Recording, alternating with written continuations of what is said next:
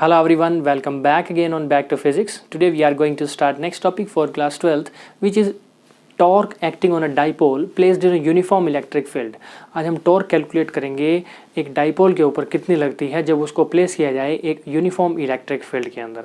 हमने uniform electric field को draw किया हुआ है, अब इसमें एक डाइपोल को प्लेस करते हैं और फिर देखते हैं उस पर कितनी टॉर्क लगती है।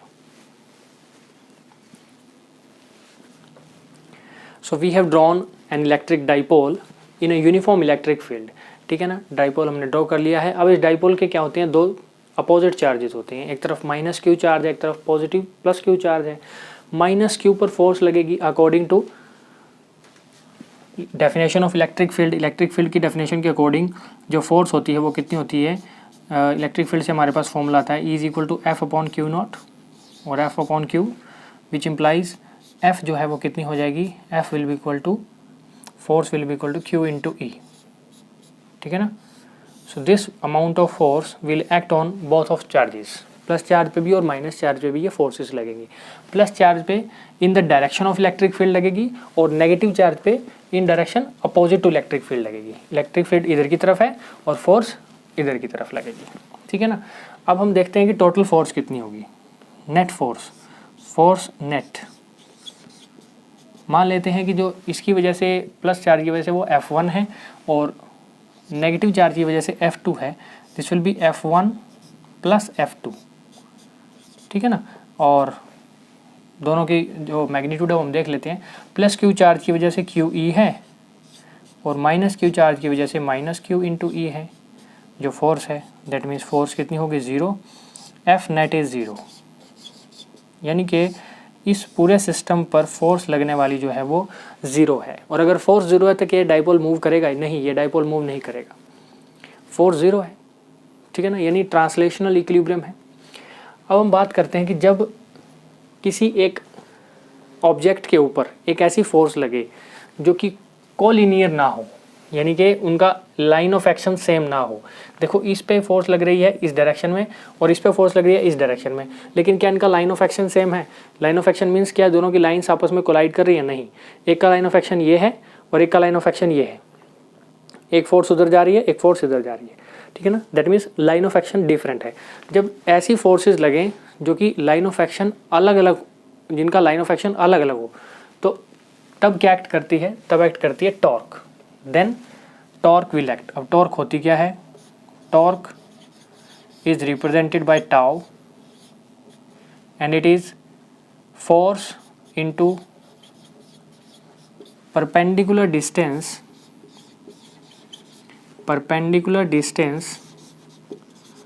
Between charges.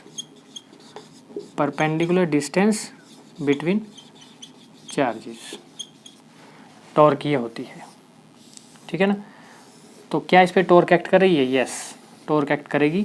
इसको सॉल्व करने के हमारे पास दो मेथड हैं। पहला मेथड हम ये डिस्कस कर रहे हैं, इसके बाद दूसरा मेथड भी हम इसको स्टडी करेंगे। एक तो हम कंसीडर करके चल रहे हैं इसको अलग अलग चार्जेस। ठीक है ना। अब देखो इस पर लगने वाली टॉर्क जो है, इस पर फोर्स इधर की तरफ लग रही है तो इसको नीचे लाने की कोशिश करेगी। दैट मीन्स टॉर्क कुछ इस डायरेक्शन में एक्ट करेगी। मान लेते हैं ये τ1 होगी। इस पे फोर्स इधर की तरफ लग रही है, ये इसको नीचे ला रही है तो इसको ऊपर लेके जाने की कोशिश करेगी। दैट मीन्स ये कुछ इस डायरेक्शन में होगी, τ2। दोनों टॉर्क एक्ट करेंगी और दोनों की दोनों एक दूसरे को मूव कराने की कोशिश करेंगी। और हमेशा जो है इलेक्ट्रिक फील्ड यही काम करता है कि डाइपोल को अपने अलाइन करने की कोशिश करेगा। Electric field will always try to align dipole और electric dipole in its direction. ठीक है ना। तो हम टोटल टॉर्क भी कैलकुलेट कर लेंगे। τ1 कितना होगा, that means tau net calculate करना होगा ना। Tau net is equal to τ1 plus τ2। ठीक है, ये हमें कैलकुलेट करना है। टोटल टॉर्क देखेंगे कितनी है, तो उसके लिए τ1 और τ2 की वैल्यू देख लेते हैं कितनी होगी। τ1 will be equal to force कितनी है, हम इस पे निकाल रहे हैं, प्लस क्यू चार्ज पे निकाल रहे हैं। फोर्स कितनी है, F1 which is Q into E into perpendicular distance between charges. Charges के बीच का परपेंडिकुलर डिस्टेंस कितना है वो देखिए ज़रा। यानी कि हम इसको यहाँ से सेंटर से मान लेते हैं, सेंटर से इसका ये लाइन ऑफ एक्शन है और ये परपेंडिकुलर डिस्टेंस है। This distance is perpendicular distance. इसी तरह से इस चार्ज के लिए भी this is line of action and this is perpendicular distance. अगर हम इसको O मान रहे हैं सेंटर को, और इसको चार्ज को मान रहे हैं कि ये A है, इसको मान रहे हैं B है, तो इसको हम मान लेते हैं कि ये C है, और इस पॉइंट को मान लेते हैं कि ये D है। तो यहाँ पे दो राइट ट्रायंगल्स बन गई, ठीक है ना। और अगर हम देखें कि ये हमारे पास A है, इतना डिस्टेंस A से लेकर के O तक A है, और O से लेकर के B तक ये भी A है, स्मॉल a, और इस स्मॉल a के अगर हम कंपोनेंट देखें तो दो कंपोनेंट बनेंगे। देखो इस A के कंपोनेंट कैसे बनेंगे, इसके अलोंग साइन थीटा और इसके अलोंग OD के along cos theta. Now A can be resolve into two components. देखिए A के दो कंपोनेंट्स बनेंगे, एक तो कंपोनेंट बनेगा अलोंग दिस डायरेक्शन, एक कंपोनेंट बनेगा अलोंग दिस डायरेक्शन। एक बनेगा AD के अलोंग, एक बनेगा DO के अलोंग।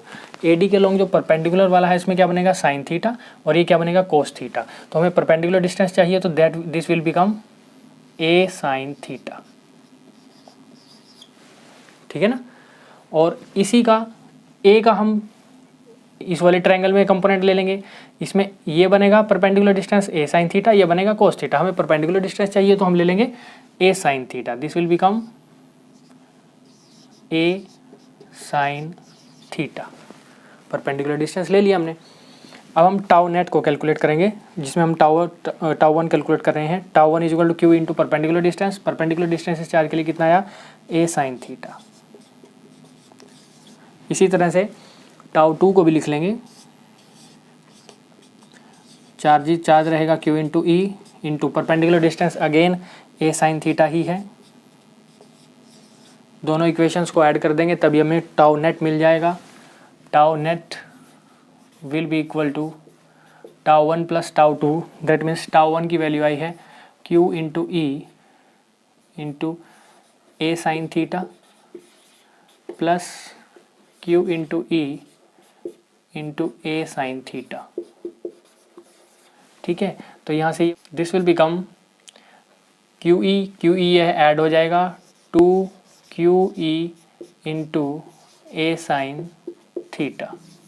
अब यहाँ पर देखिए जरा, ये बन रहा है Q इंटू 2A और इंटू में बन रहा है E साइन थीटा,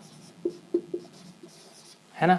तो Q इंटू 2A क्या होता है, dipole moment P into E sine theta, and this is tau net. यही तो आया हमारे पास टाउ नेट, ठीक है। This is the value of tau. Torque जो इसका सिस्टम के ऊपर लगेगी वो कितनी होगी, उसका मैग्नीट्यूड इतना होगा। अब उसमें थोड़ा देखने का क्या है कि जब हम, जैसे कि ये AB साइन थीटा की फॉर्म में है, वेक्टर की फॉर्म में है ना, तो दैट मीन्स हम इसको ऐसे लिख सकते हैं, tau is equal to P cross E लिख सकते हैं, यस। अब P क्रॉस E हमें डायरेक्शन बता रहा है, किसकी डायरेक्शन, टॉर्क की डायरेक्शन। कैसे, जैसे हम वेक्टर्स के अंदर पढ़ते थे कि ये एक A वेक्टर है, ये एक B वेक्टर है, और दोनों के लिए अगर हम राइट हैंड पाम रूल लगाएं, राइट हैंड पाम रूल क्या कहता है कि अगर हम अपनी फिंगर्स को कर्ल करें ऐसे A से B की तरफ, पहले A से B की तरफ चलते हैं, A से B की तरफ कर्ल कर रहे हैं, तो जो थंब है वो पॉइंट करेगा towards the direction of torque, ठीक है ना। थंब अंदर की तरफ है, दैट मीन्स टॉर्क इनवर्ड होगी। अगर हम कर्ल करते हैं अपनी फिंगर्स को A से B की बजाय B से A की तरफ कर्ल कर रहे हैं, तो thumb will point towards the direction of torque. किधर डायरेक्शन है, this is outwards, torque will be outwards. That means अगर ये केस हम ले रहे हैं P क्रॉस E, तो इसमें क्या होगी, टॉर्क इनवर्ड होगी, और अगर हम E क्रॉस P ले रहे हैं तो टॉर्क क्या होगी, आउटवर्ड होगी। That means P cross E and E cross P are same in magnitude but have different directions. दोनों के मैग्नीट्यूड सेम है बट डिफरेंट डायरेक्शन है इनकी। So this is the first method to calculate torque acting on a dipole. अब हम इसका alternate method भी try करते हैं कि इसको कैसे कैलकुलेट किया जाए।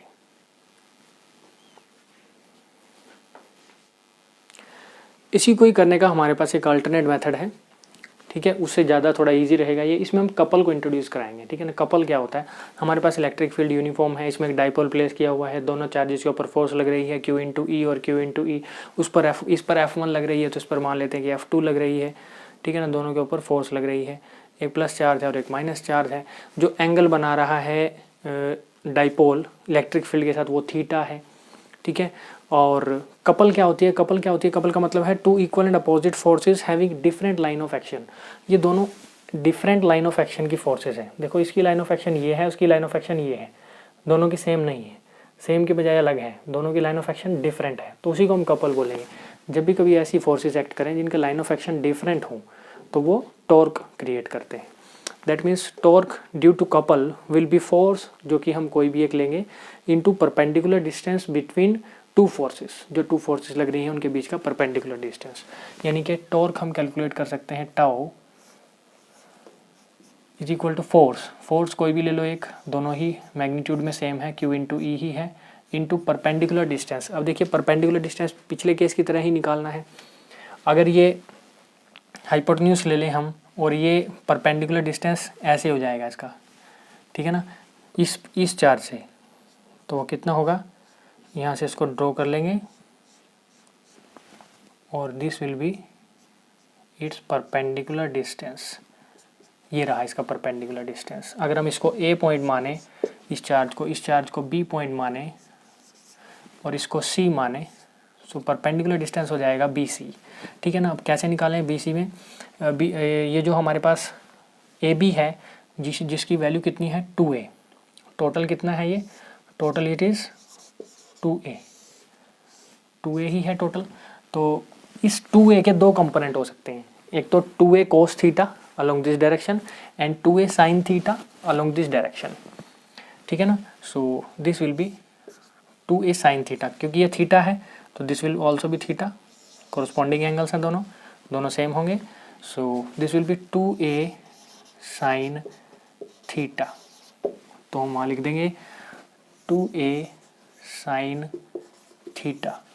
Q इंटू 2A क्या हो जाएगा, Q into 2A will be P, P means dipole moment into E sine theta. और ये हमारे पास जब साइन हटाएंगे इसको, जब हम साइन को हटाते हैं तो ये क्या बन जाएगा, tau will be equal to P cross E, जो कि पहले भी हमारे पास बना था, ठीक है ना। This is the value of torque. अब इसमें कुछ स्पेशल केसेस को डिस्कस करते हैं कि कब टॉर्क मैक्सिमम हो सकता है और कब टॉर्क मिनिमम हो सकता है। Now we will discuss some special cases for torque in this case. अब इसमें हमारे पास 4 स्पेशल केसेस बनेंगे, 2 केसेस बनेंगे मैक्सिमम टॉर्क के लिए और 2 केसेस बनेंगे मिनिमम टॉर्क के लिए। टॉर्क मैक्सिमम या मिनिमम कब होगा वो पता चलेगा हमारे इस फॉर्मूले से जो हमने कैलकुलेट किया है, tau is equal to PE sine theta, ठीक है ना। इसे देखते हैं कि टाउ इज इक्वल टू अगर PE साइन थीटा है तो टाउ मैक्सिमम कब होगा, टाउ इज मैक्सिमम व्हेन, इस क्वांटिटी में जब साइन थीटा मैक्सिमम होगा, साइन थीटा इज मैक्सिमम, यही कंडीशन है सिर्फ। अब साइन थीटा कब मैक्सिमम होता है, sine theta is maximum when theta की 2 वैल्यू हो, 2 मीन्स देखिए जरा, प्लस या फिर -1। जब मैक्सिमम कब होता है साइन थीटा, 1 पे ही होता है, और 1 भी कब, 2 कंडीशन में होता है, एक +1 होता है, एक -1 होता है। That means when theta is equal to 90 degree, 90 degree होगा तो +1, and when theta is equal to 270 degree. यही 2 कंडीशंस हैं जब साइन थीटा मैक्सिमम होगा। तो दैट मीन्स अगर हम इसमें डाइपोल को प्लेस करें तो कुछ इस तरह से होगा। मान लेते हैं ये प्लस Q चार्ज है हमारा, ठीक है ना, यहाँ पर, और नीचे की तरफ हमारा -Q चार्ज है, और जो एंगल है दोनों के बीच में वो कितना है, 90 डिग्री, यानी कि इस केस में टॉर्क मैक्सिमम होगा। दूसरा केस डिस्कस करते हैं 270 डिग्री के लिए। अब घूम जाएगा ये, माइनस चार्ज ऊपर चला जाएगा, ठीक है ना, like this, minus charge will go upward and plus charge will go downward and the angle between this is 270 degree, यहाँ से लेकर के यहाँ तक 270 डिग्री। ठीक है ना, सिर्फ दो ही केसेस हैं इसमें कि टॉर्क मैक्सिमम कब होगा, जब साइन थीटा मैक्सिमम होगा। अब डिस्कस करते हैं कि साइन ये जो टॉर्क है हमारे पास ये मिनिमम कब हो सकता है। मिनिमम होने के लिए भी दो केसेस हैं। सबसे पहला case toe is minimum when sine theta minimum, जब साइन थीटा मिनिमम होगा तभी तो टाउ भी मिनिमम होगा। अब साइन थीटा कब मिनिमम होता है, sine theta is minimum when theta is either, theta या तो हो 0 डिग्री या फिर हो 180 डिग्री, क्योंकि साइन 0 भी 0 होता है और साइन 180 भी 0 होता है। सो सिर्फ दो ही कंडीशंस हैं, ठीक है ना, थीटा 0 पे भी 0 और 180 पे भी 0। तो देखते हैं जरा, जब theta is equal to 0 degree है, ये केस कंसिडर कर रहे हैं हम theta is equal to 0 degree के लिए, और ये केस कंसिडर करेंगे theta is equal to 180 degree के लिए। ठीक है, जब 0 डिग्री है तब डाइपोल को ड्रॉ कर रहे हैं व्हेन थीटा इज 0 डिग्री। सो मान लेते हैं कि हमारे पास डाइपोल जो है वो यहाँ पे माइनस क्यू चार्ज है और यहाँ पर प्लस क्यू चार्ज है। ठीक है, अब देखते हैं इसके ऊपर फोर्सेस कैसे लगेंगी। इस पर जो फोर्स लगेगी, ये जो माइनस क्यू चार्ज है हमारा, ये प्लस क्यू चार्ज है, माइनस क्यू चार्ज पे फोर्स लगती है opposite to the electric field, that means इस डायरेक्शन में लगेगी, that means Q into E इस डायरेक्शन में होगी, और जो प्लस चार्ज पे लगेगी in the direction of electric field, that means इस डायरेक्शन में होगी, और वो भी कितनी होगी, Q into E. That means ये डाइपोल को स्ट्रेच करने की कोशिश करेंगे। ऐसे एक फोर्स इधर लग रही है, एक फोर्स इधर लग रही है, dipole will try to stretch. क्या ये रोटेट करेगा? रोटेट नहीं करेगा। दैट मीन्स फोर्स एक दूसरे की अपोजिट डायरेक्शन में है और लाइन ऑफ एक्शन भी सेम है दोनों का। ठीक है ना, हमने कपल को डिफाइन किया था अभी। कपल क्या था? When two forces act on a charge with different line of action, different line of action हो उनका, तभी जो है टॉर्क एक्ट करती है। यानी कि एक फोर्स ऊपर की तरफ लग रही थी, एक नीचे की तरफ। अब इस केस में ऐसा नहीं है, इस केस में ऐसे है, जो लाइन ऑफ एक्शन है वो सेम है, line of action is same. अगर लाइन ऑफ एक्शन सेम है तो ये स्ट्रेच, इस पर स्ट्रेस पड़ेगी एक तरह से, यानी कि ये मूव नहीं करेगा। That means it will try to align in the direction of electric field. Total force कितनी होगी? 0, क्योंकि जितनी फोर्स उधर लग रही है उतनी फोर्स इधर भी लगेगी।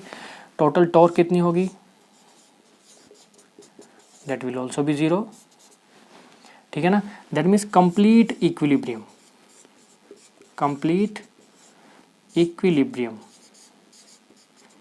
ना बॉडी रोटेट कर रही है, ना बॉडी मूव कर रही है। ठीक है ना, कंप्लीट इक्विलिब्रियम। अब हम इसमें कंडीशन समझ के चलते हैं। मान लेते हैं इसको हम थोड़ा सा डिस्प्लेस कराते हैं, फिर देखते हैं क्या होता है।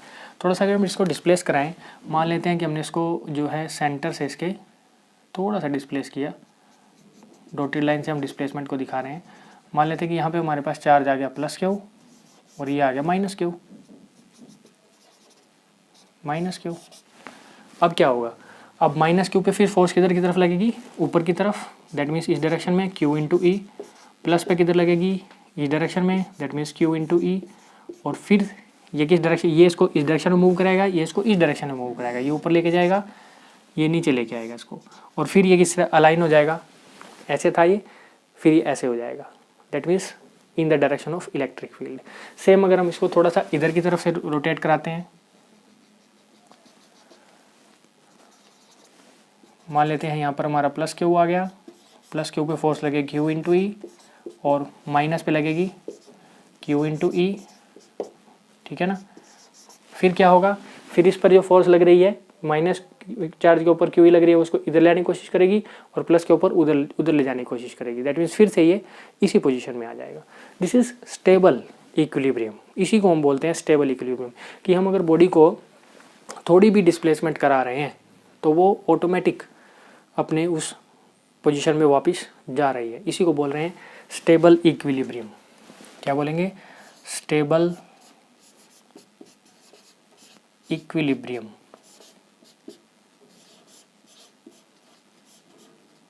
इस कंडीशन को हम बोलेंगे स्टेबल इक्विलिब्रियम, ठीक है। This is stable equilibrium. दूसरी कंडीशन को डिस्कस करते हैं कि अगर हमारे पास चार्ज जो है डाइपोल जो है वो कुछ इस तरह से प्लेस्ड है। यहाँ पर मान लेते हैं कि जो प्लस चार्ज है हमारे पास वो इधर है, plus Q charge is placed here and minus Q charge is placed here. ये माइनस क्यू है, ठीक है। जो प्लस क्यू चार्ज पे फोर्स लगती है वो किस डायरेक्शन में लगेगी? प्लस क्यू चार्ज पे फोर्स लगती है in the direction of electric field, यानी इस पे फोर्स लगेगी इस डायरेक्शन में, इस डायरेक्शन में, इस चार्ज की तरफ ही, ठीक है ना। Q इंटू ई ही होगी, वो भी Q इंटू ई होगी। और जो माइनस चार्ज पे फोर्स लगेगी वो लगेगी opposite to the direction of electric field. Electric field की डायरेक्शन ये है और जो डायरेक्शन ऑफ फोर्स होगी वो इस डायरेक्शन में होगी, दैट मीन्स इस डायरेक्शन में, Q इंटू ई,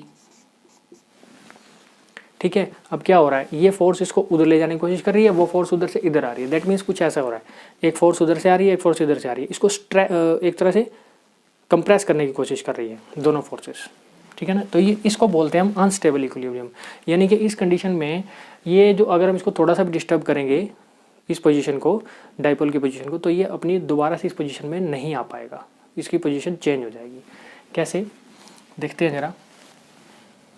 मान लेते हैं हमने इसको थोड़ा सा डिस्प्लेस कराया, लेट अस कंसीडर कि थोड़ी सी डिस्प्लेसमेंट हमने इसमें कराई, और ये था हमारे पास प्लस क्यू चार्ज, ये था हमारे पास minus Q charge. Plus Q charge पे किस डायरेक्शन में लगेगी? In the direction of electric field, यानी कि इधर की तरफ। माइनस क्यू चार्ज पे किधर लगेगी? In the direction opposite to electric field, यानी इस डायरेक्शन में, ठीक है ना।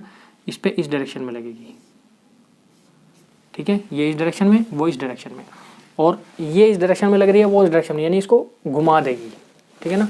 यानी कि जो प्लस वाला पॉइंट है ये चला जाएगा माइनस वाले की तरफ, माइनस वाला आ जाएगा प्लस वाले की तरफ, यानी कि ये कंडीशन किस तरह की बन जाएगी? दोबारा से स्टेबल वाली कंडीशन बन जाएगी, ठीक है। और इसको हम बोलते हैं unstable equilibrium. Unstable equilibrium,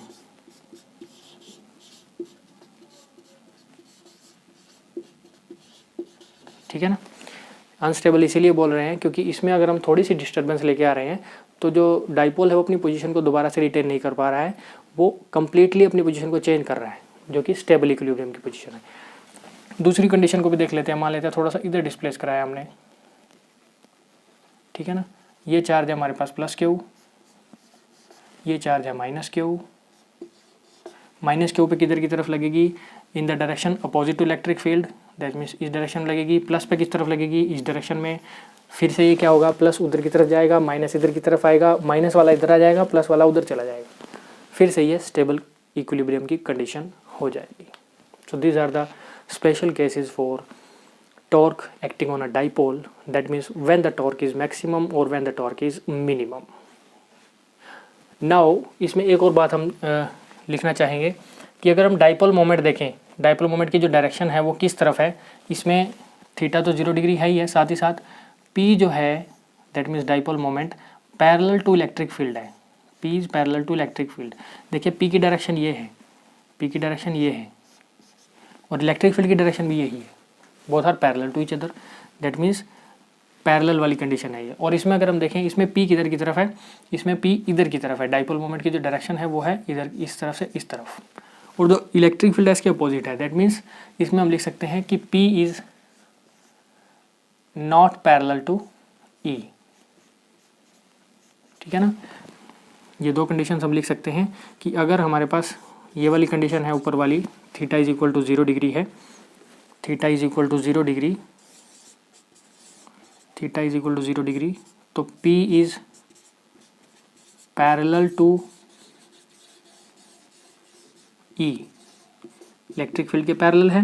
and if theta is equal to 180 degree, तो P means dipole moment is anti parallel to E, anti parallel to E, electric field. Okay.